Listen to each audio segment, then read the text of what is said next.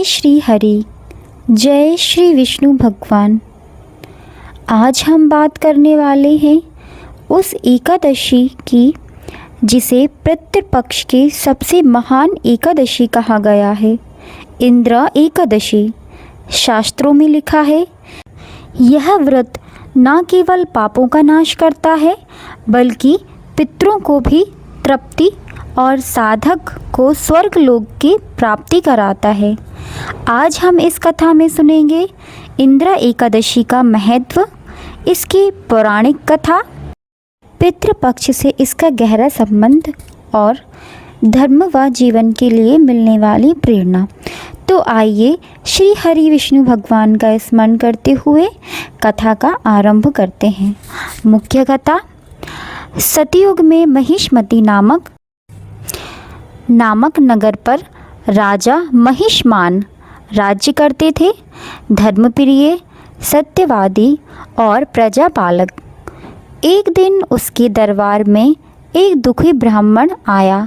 बोला, राजन, मेरा पुत्र दुराचारी हो गया है।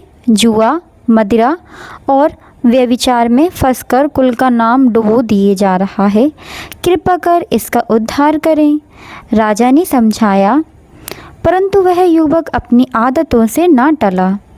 कुछ समय बाद उसकी अकाल मृत्यु हो गई। पापी कर्मों के कारण उसकी आत्मा प्रेत योनि में भटकने लगी। ना स्वर्ग मिला ना मुक्ति। राजा ने तपस्वी ऋषियों से उपाय पूछा। ऋषियों ने कहा, राजन, इसका उद्धार केवल इंद्र एकादशी व्रत से ही संभव है। यदि आप या कोई परिजन यह व्रत श्रद्धापूर्वक करे तो इसकी आत्मा पितृलोक को प्राप्त होगी। राजा ने स्वयं व्रत किया। उपवास, पूजन, रात्रि जागरण और द्वादशी पर दान। फलस्वरूप उस युवक की आत्मा प्रेत योनि से मुक्त होकर पितृलोक को चली गई। इस प्रकार इंद्र एकादशी का व्रत न केवल जीवित जनों बल्कि आत्माओं का भी उद्धार करती है। पितृपक्ष का महत्व। चलिए आइए जान लेते हैं। यह एकादशी विशेष है क्योंकि यह पितृपक्ष में आती है। पितृपक्ष का अर्थ, यह समय जब हमारे पूर्वज धरती पर आते हैं और हमसे तर्पण, जल और भोजन की अपेक्षा रखते हैं। यदि कोई व्यक्ति श्रद्धा ना कर सके तो केवल इंद्र एकादशी व्रत करने से ही पितरों को तृप्ति मिलती है। उदाहरण, एक बार एक भक्त ने यह बात कर अपने पितरों को अर्पण किया। उसी रात स्वप्न में पितर प्रकट होकर बोले, वत्स, तेरे इस व्रत से हमें अमृत के समान तृप्ति मिली है। अब हम स्वर्गलोक में सुखपूर्वक जा सकेंगे। श्री कृष्ण और युधिष्ठिर का संवाद।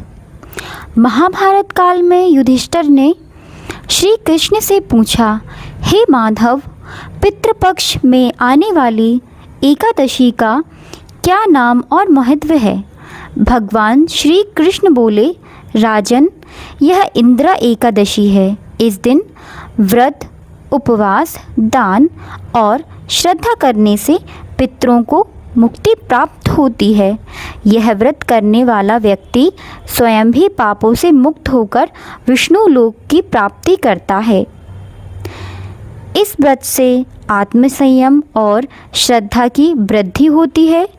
पितरों का आशीर्वाद मिलता है जिससे घर परिवार सुख समृद्धि आती है। यह व्रत साधक को पाप बंधनों से मुक्त कर मोक्ष की ओर ले जाता है। इसलिए कहा गया है, जिस घर में पितृ प्रसन्न होते हैं वहाँ माँ लक्ष्मी स्वयं निवास करती हैं। आज हमने सुना कि इंद्र एकादशी केवल एक उपवास नहीं बल्कि एक आत्मिक साधना है। इस दिन व्रत करने से पितर प्रसन्न होते हैं, हमारे कुल का उद्धार होता है और हमें स्वयं भी पुण्य की प्राप्ति होती है। आइए अंत में श्री हरि विष्णु भगवान का स्मरण कर कर प्रार्थना करें। हे भगवान, जैसे आपने इंद्रा एकादशी का महत्व बताया, वैसे ही हम सबकी पितृ ऋण से मुक्त हो। हमारे जीवन में धर्म, अर्थ, काम और मोक्ष चारों पुरुषार्थ की प्राप्ति हो। जय श्री हरि, जय श्री विष्णु भगवान। जय श्री हरि कृष्ण। भाइयों और बहनों, आज हम इंद्र एकादशी कथा के बाद एक ऐसे प्रमुख अनन्य भक्त की कथा सुनेंगे जिससे हमारे व्रत करने का फल और भी बढ़ जाएगा। हम सुनने जा रहे हैं एक ऐसी कथा जो हमें यह विश्वास दिलाती है कि जब जब भक्त सच्चे मन से व्रत और भक्ति करता है, तब तब स्वयं भगवान उसकी रक्षा करने के लिए प्रकट होते हैं। यह कथा है एकादशी व्रत की महिमा की और भगवान श्री कृष्ण के परम भक्त राजा अम्बरीश जी की। भक्ति, श्रद्धा और भगवान की कृपा से जुड़ी यह अद्भुत कथा हमें यह सिखाती है कि भगवान अपने भक्तों के अधीन रहते हैं। तो आइए श्री कृष्ण का नाम लेकर कथा का आरंभ करते हैं। ओम नमो भगवते वासुदेवाय नमः। ओम नमो भगवते वासुदेवाय नमः। ओम नमो भगवते वासुदेवाय नमः। बहुत समय पहले अयोध्या नगरी में एक राजा थे, राजा अम्बरीश जी। वे धर्मप्रिय, सत्यवादी और श्री कृष्ण के अनन्य भक्त थे। राजा अम्बरीश जी का जीवन पूरी तरह भगवान को समर्पित था। वे प्रतिदिन तुलसी की सेवा करते, हर कार्य करने में अर्पित रहते और विशेष रूप से हर एकादशी का व्रत रखते। एक बार राजा ने निर्जला एकादशी का व्रत किया। अगले दिन द्वादशी पर परायण का समय आया।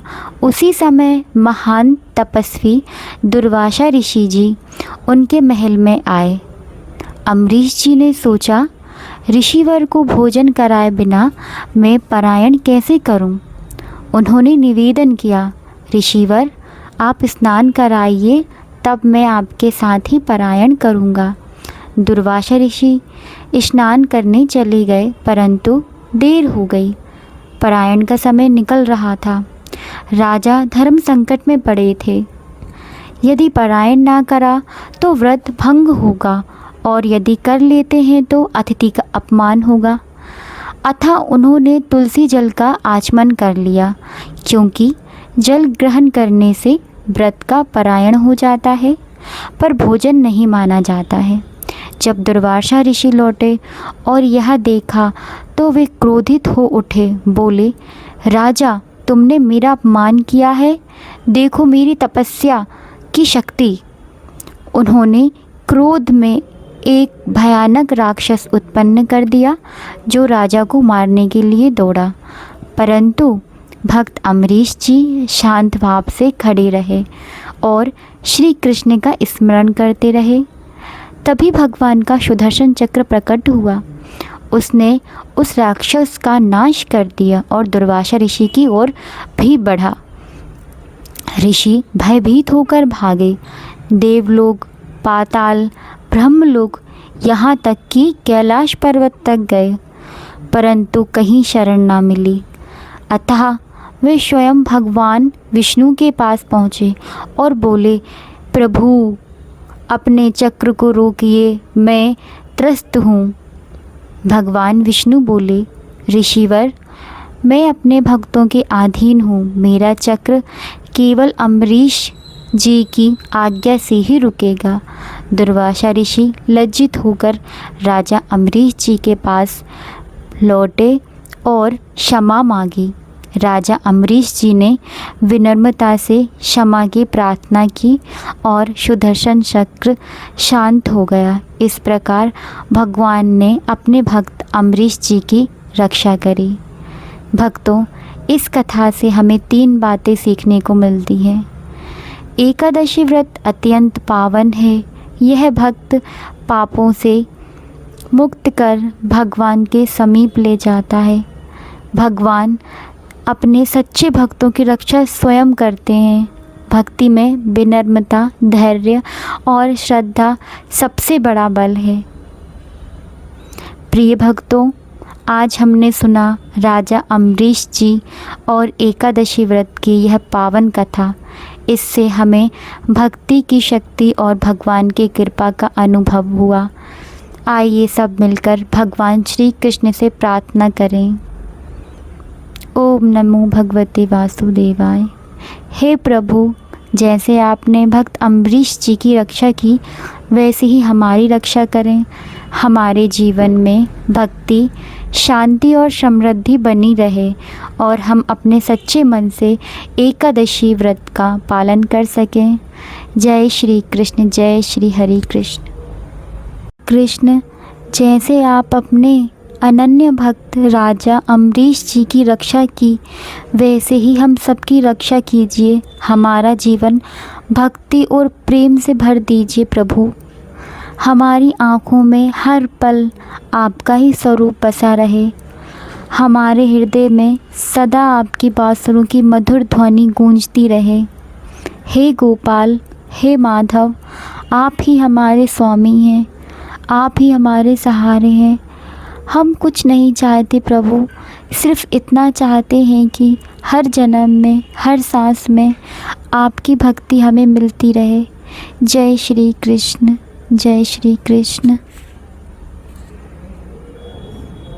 कृष्ण, हमारा जीवन सदा आपकी भक्ति से जुड़ा रहे। हर सांस में आपका नाम, हर हृदय में आपका प्रेम बसा रहे। जय श्री कृष्ण, जय श्री कृष्ण। एकादशी आरती।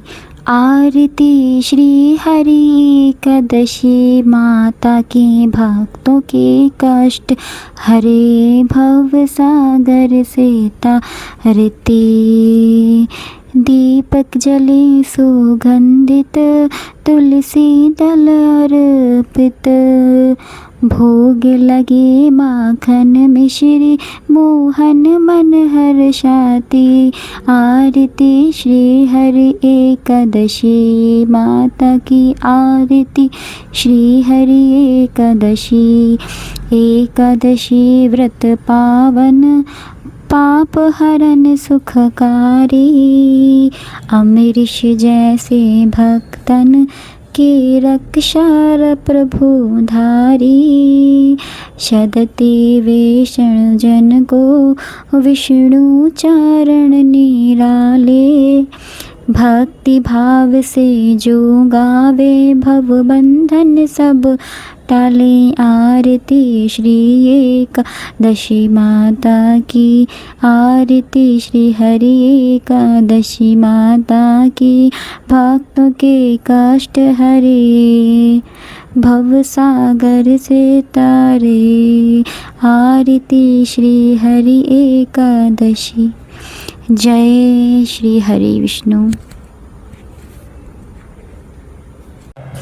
मैं अब उन भगवान विष्णु जी को नमन करती हूँ जिनका स्वरूप शांत है, जो शेषनाग पर शयन करते हैं, जिनकी नाभि से कमल उत्पन्न हुआ है, जो सभी लोगों के आधार हैं, जिनका वर्ण बादल जैसा गहरा श्याम है, जिनकी आँखें कमल जैसी हैं, जो महालक्ष्मी के प्रिय पति हैं और जिन्हें योगी ध्यान से देख पाते हैं।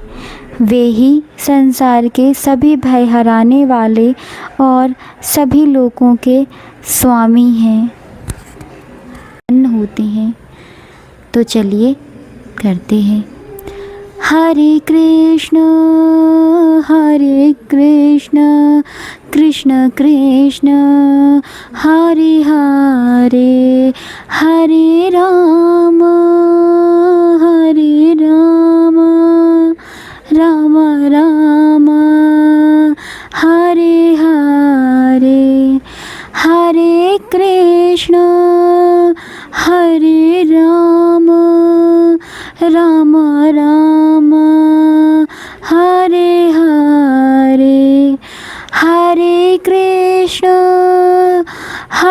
हरे कृष्ण कृष्ण कृष्ण हरे हरे हरे राम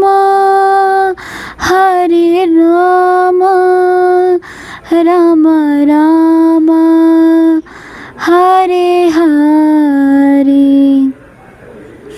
आप सभी भक्तों को मेरी आज की वीडियो कैसी लगी?